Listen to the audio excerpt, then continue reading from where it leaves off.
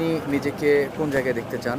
অনেক সময় সত্য কথা বলার জন্য সক্রেটিসদের মৃত্যু হয়ে গেছে। নির্বাচন ইঞ্জিনিয়ারিং এর কোনো শঙ্কা করছেন কি? হ্যাঁ, আমি আশঙ্কা করছি গত ১.৫ বছরে দেশটা সবচেয়ে বেশি সর্বনাশের মুখে পড়ছে। ওই যে দেখা যায়, দেখেন ওইটা হলো আমার গ্রাম। নদীর পারে পারে এলাকা করে করে ফ্যাক্টরি গড়ে উঠতে পারে। মুক্তিযুদ্ধের ডিসিশনের মধ্যে আমি একজন। ১৫০ সেন্টারের মধ্যে একটা সেন্টারেও কেউ পাশ করবে না, সব দানের শীষ পাশ করবে। হাওয়ার নিয়ে আমার স্বপ্ন আমার ছোটবেলা থেকে। আমি যেভাবে ভাবতাম এইভাবে খুব বেশি আমার বন্ধুরা বা আমার মুরব্বীরা ভাবতো না। কারণ এই দেশে রাজনীতি যখন শুরু হয়, মেনলি ৬০-এর দশকের যে ছাত্র রাজনীতি, সেই ছাত্র রাজনীতির আমি কর্মী হিসাবে এই ভাটি এলাকা থেকে গিয়ে ঢাকা পর্যন্ত রাজনীতি করা, এটা আমার জীবনের একটা সৌভাগ্য ছিল। তখন থেকে এই এলাকাকে নিয়ে আমার যে স্বপ্ন, সেই স্বপ্ন এখন পর্যন্ত পূরণ হওয়া দূরের কথা, তার ধারে কাছেও নাই। নির্মাণে নাম্বার 1 শাহ সিমেন্ট। যারা গত ৫০ বছর দেশটা যিনি চালিয়েছেন, বিশেষ করে জনাব সাবেক রাষ্ট্রপতি আব্দুল হামিদ, তিনি দেশের মানুষের প্রতি বা দেশের উন্নয়নের প্রতি নিজেকে খুব বেশি যুক্ত করতে পারেননি বা করেননি। ওইটাকে উনি গুরুত্ব দেননি, চিন্তাও করেননি। ওই যে দেখা যায়, দেখেন ওইটা হলো আমার গ্রাম। এই যে ছোট্ট পাড়াটা, তার পিছনে দেখেন একটা গ্রাম আছে, ওই গ্রামটার নাম হলো জয়সিদ্ধি। ওখান থেকে আমি হেঁটে হেঁটে ইটনা হাই স্কুলে পড়তে আসতাম, ৩ মাইল দূরে, ৪ কিলোমিটার ৪.৫ কিলোমিটার। এই হাওয়ার তখন এই দুই পাশে দেখে আমার মনে হইতো যে হাওয়ারে এখন মাত্র আমার সময় হইতো শুধু বুড়ো ধান, দেশি বুড়ো ধান, একরে ৩০ মণ, এখন এটা একরে প্রায় ৮০ মণ হয়। আর আমার চিন্তা হলো যে এটা এমন একটা জায়গাতে নিয়ে যাওয়া দরকার যেটা ওয়ার্ল্ড স্ট্যান্ডার্ডে প্রায় ১৫০ মণ হইতে পারে, ওয়ার্ল্ড স্ট্যান্ডার্ডে আরও বেশি হয়।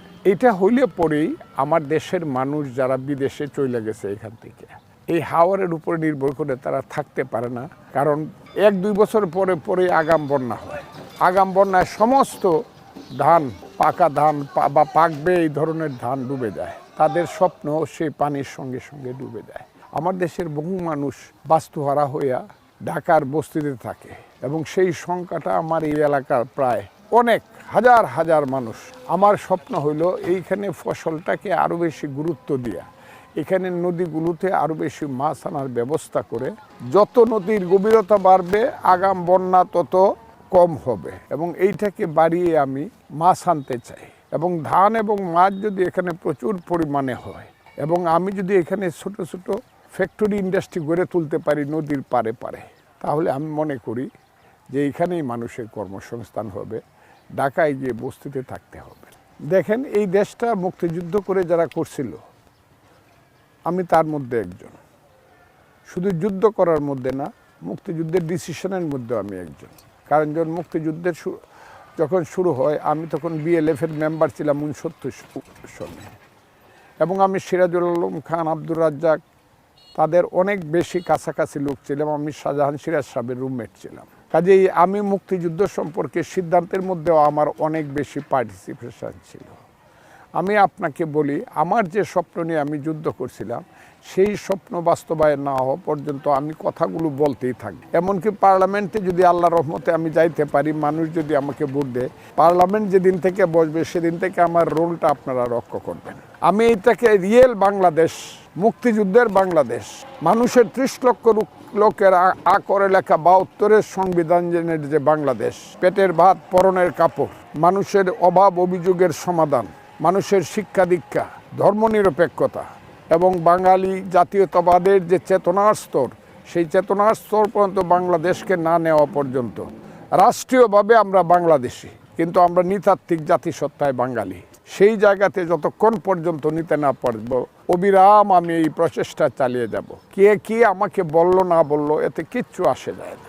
অনেক সময় সত্য কথা বলার জন্য সক্রেটিসদের মৃত্যু হয়ে গেছে, তাদেরকে হত্যা করা হয়েছে, গ্যালিলিওদের ফাঁসি হয়ে গেছে। আমারও হতে পারে, কিন্তু আমি সত্য কথাগুলো শেষ দিন পর্যন্ত বলে যাব। সত্য কথা না বললে, এখন কেউ বলে ফুললি মিথ্যা কথা বলে, জামাত আলবদর রাজাকারেরা সমস্ত মিথ্যা কথা বলে, এরা মুনাফেক। আর অন্যান্য রাজনৈতিক দলগুলো ভয়ে হোক অথবা লাভে লুবে হোক অর্ধ সত্য কথা বলে। আমি টোটাল সত্য কথাগুলো বাংলাদেশে পার্লামেন্টে বলবো, এটা বুঝতে পারবে বাংলাদেশের মানুষ। ৫ আগস্ট পরবর্তী বাংলাদেশ, আপনি ওই সময়ও রাজনীতি করেছেন, আপনি এই সময়েও রাজনীতি করছেন। এই দুই সময়ে আপনার অভিজ্ঞতাটা জানতে চাই।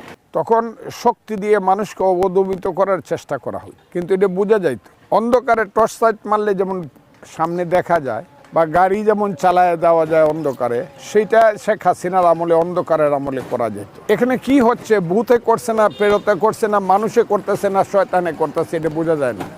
এখানে লাইট মারলেও পরিষ্কার সামনে কিছু দেখা যায় না। আমরা একটা ধোঁয়াশার মধ্যে চলছি। এই দেশটা সবচেয়ে সর্বনাশের মধ্যে আছে এখন। হাসিনার আমলে ক্ষতি হয়েছে, অনেক ক্ষতি, স্বৈরাচার অমুক তমুক যাই বলেন, কিন্তু দেশটা এখন সর্বনাশের দিকে আছে। এই মুহূর্তে গত 1.5 বছরে দেশটা সবচেয়ে বেশি সর্বনাশের মুখে পড়ছে। এইটাকে পরিষ্কার করতে হবে এবং ইউনূস সাহেবের সরকার যতদিন থাকবে এটা বাংলাদেশ থাকবে বলে আমার মনে হয় না। একেবারে ঘাড়ে নিঃশ্বাস ফেলছে নির্বাচনী এলাকার পরিবেশ কেমন দেখছেন, ভোটারদের সমর্থন কেমন দেখছেন? আমি প্রথমত প্রত্যাশা করি, আমি মনে করি প্রশাসন একদম নিউট্রাল থাকবে, যেটা তারা আমাদেরকে প্রতিশ্রুতি দিয়েছে। কিন্তু এখানে কিছু কিছু ব্যতিক্রম হচ্ছে এবং সেই ব্যতিক্রমটা হচ্ছে আমার বেলায়। আমি এর বেশি আর বলবো না। এখন পর্যন্ত এমন কিছু ব্যতিক্রম হয় নাই যে ব্যতিক্রমগুলো আমি বক্তৃতা করে বলতে পারি। কিন্তু এটা বোঝা যাচ্ছে, গায়ে বাতাস লাগলে যেমন বোঝা যায়, ঠিক বোঝা যাচ্ছে যেন কিছুটা যেন আমার উপর একটু মানে সেন দৃষ্টি রাখা হচ্ছে অথবা একটু আর দৃষ্টি রাখা হচ্ছে। ঠিক আছে, 1 2 নম্বর হলো এইখানের যে ইলেকশনটা, বাংলাদেশে 300 সিটের মধ্যে যে কথা বলে ইলেকশন হইতেছে, এগুলো হইল কথার কথা। আর আমার এখানে ইলেকশন হইতেছে মুক্তিযুদ্ধ চাও কি চাও না। যারা মুক্তিযুদ্ধ চাও তারা আমাকে ভোট দাও, আর যারা মুক্তিযুদ্ধ মনে করো ঠিক ছিল না তারা রাজাকাররে ভোট দাও। এখানের ইলেকশনটা খুব পরিষ্কার। এটা কিন্তু আমার এখানে কিন্তু এটা একটা ম্যান্ডেট হচ্ছে। এখানে আমি আমার মুক্তিযুদ্ধের উপরে ম্যান্ডেট নিচ্ছি যে আমি যে মুক্তিযুদ্ধের কথাটা বলতেছি এটা সঠিক না বেঠিক, এটা আপনারা রায় দেন। আমার এলাকার মানুষ যদি আমাকে রায় দেয়, এটা বুঝতে হবে মুক্তিযুদ্ধের পক্ষে রায় দিচ্ছে, বাস দ্যাটস অল। এনে অন্য কোনো কথা নেই। আর মুক্তিযুদ্ধ অনেক বড় ইতিহাস। মুক্তিযুদ্ধ হলো মহাসাগর, সেই মহাসাগরের মধ্যেই আমি রুমন্থন করে বাংলাদেশকে আমি সৃষ্টি করব। নির্বাচন ইঞ্জিনিয়ারিং এর কোনো শঙ্কা করছেন কি? হ্যাঁ, আমি আশঙ্কা করছি। তবে আমি আশা করি বর্তমান প্রশাসনে এই ব্যাপারে অনেক বেশি দায়িত্বশীলতার পরিচয় দিবে। আশঙ্কা করছি কিছু হতে পারে, তা না হলে একটা সেন্টারেও, আমি বলছি আপনার টেলিভিশনকে সামনে রেখে 150 সেন্টারের মধ্যে একটা সেন্টারেও কেউ পাস করবে না, সব দানের শীষ পাস করবে। কিন্তু এখন মনে হচ্ছে ওই টাকা সরাইতেছে, কানে কানে বলতেছে যে ভোট আমরা একটার জায়গায় 10টা দিয়ে দিব, এতে কোনো অসুবিধা হবে না, এই ধরনের কথাবার্তা বলা হচ্ছে। এই অঞ্চলের নারী সমাজ হবে সবচেয়ে প্রগতিশীল। আমার মেয়েরা চলাফেরা যে যেভাবে পড়ে, এমনকি যে বুরকা পরবে সেও আমার মা বা বোন, যে ফ্রি চলবে সেও আমার বোন বা মা। আমার কথা এটা হলো পোশাকের দিকটা আমি বলছি। আর নারীরা আধুনিক শিক্ষায় শিক্ষিত হবে। আমি কাউকে ঘরে রাখবো না, তাদেরকে চাকরি দিব, কর্ম দিব। আর কর্মে যখন একজন নারী যখন শিক্ষক হয়ে যাবে, তখন তার মাথা উঁচু হয়ে যাবে, তার মধ্যে ব্যক্তিত্বের সৃষ্টি হবে। এখন তো নারীরা নারী না, এখন তো জামাতের দৃষ্টিরা নারীরা হলো দাসী। নারীদেরকে বানাবো এই দেশের শ্রেষ্ঠ আমাদেরই মতো মানুষ এবং মা। অসংখ্য ধন্যবাদ আপনি আমাদেরকে সময় দেওয়ার জন্য।